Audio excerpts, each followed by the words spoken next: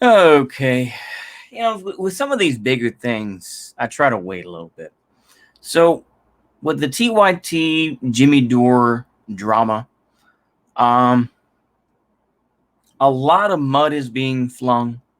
A lot of just straight up shit is being flung. This all started, of course, because of numerous threads. The main thread, of course, is that they mention, of course, Aaron J. Monte of Gray Zone, which Jimmy Dore affiliates with, but that's a separate issue as far as I can see. Aaron Monte went to Syria and went to the, let me see, Syrian gas attack. Where the hell was that at? I know people can laugh. It's almost, I can almost take Guta or the Duma. Yeah, the Duma chemical attack. So he goes to Duma. Doomer. Duma. The Duma. Anyway, sorry. Making light of a very serious issue. But he goes there and says, nothing happened, this and that.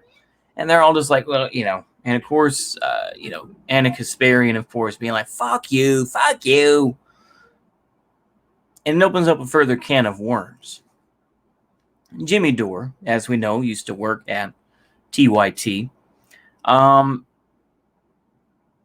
self-snitched on himself by saying, I remember there were times when Anna Kasparian was wearing nothing but a thong and she bent over, and I said, nice ass, or something like that. And it's just like, and of course, Vosh, of course, this is the same thing with Vosh releasing info about the cat boy and everything else like that with Nick Fuentes, right? So,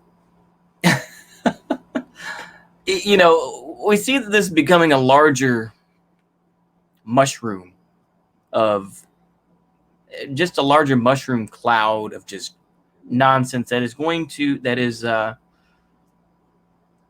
taking over large parts of the independent quote unquote political analyst sphere, I guess. So we see all this stuff occurring.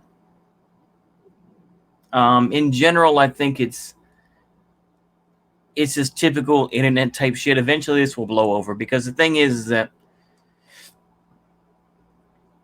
Anna Kasparian is going to be a loyal soldier of TYT.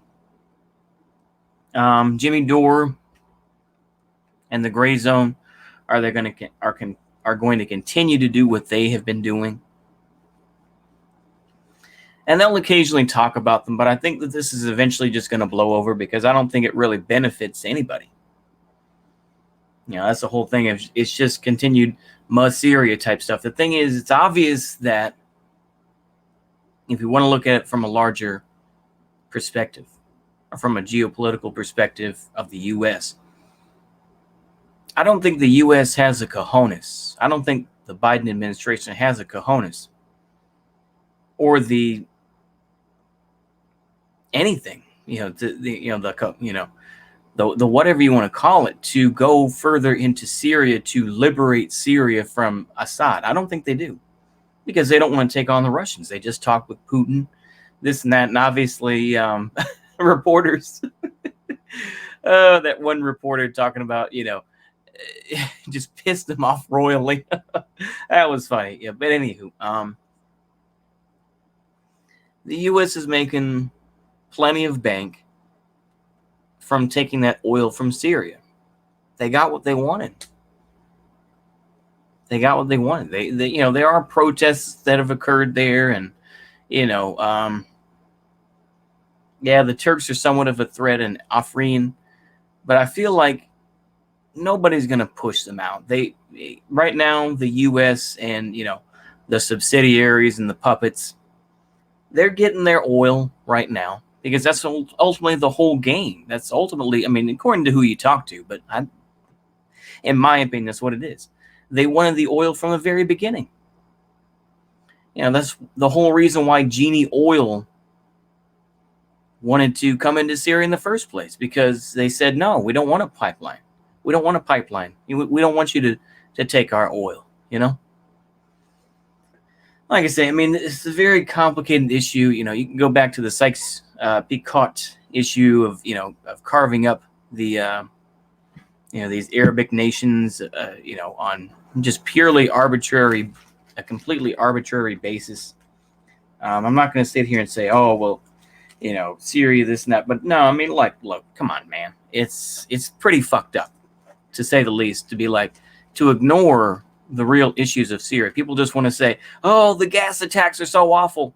What about why you came into Syria in the first place? But nobody talks about that. No one, you know, like I say, people have forgotten long ago about genie oil and all that bullshit. But anywho, the larger issue is this, is that no one's going to win, in my opinion. Nobody's going to win this battle. It's just going to be back and forth bullshit. Jimmy Dore, you know, will probably lose a bit of standing among some of his audience, but I think that he is protected enough and is wild enough to be like, you know, we forgive him. So what? He did some sexual harassment. So what? You know? And of course, like I say, it's rent-free, right? It's rent-free on both sides. Although more so, I think, on the TYT Vosh side of things versus the Jimmy Dore side. I think the Jimmy Dore side, they'll go on and continue to talk shit about who they talk about and say, yeah, fuck the Democratic Party, fuck the squad, and all this other stuff. They'll go back to doing that. You know, and they'll go back to saying, you know, China's good, this and that, and continue on. Like I say, I mean, that's the thing about grifters. That's the thing about, you know, people like Jimmy Dore. He can rant and rave about whatever he wants to. And he doesn't have to care about that.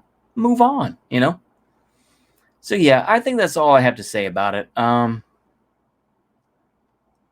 It's just boring in a lot of ways. Oh, my gosh. It's just, you know, it's the same, you know, Twitter nonsense where it's like, let's make 1 million threads of, you know, video clips taken out of context.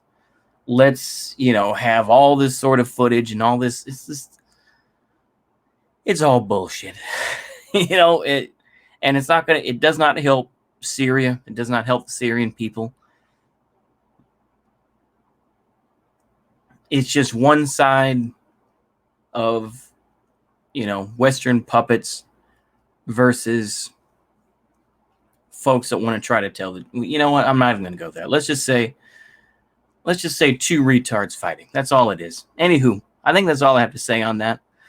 See you later and a goodbye.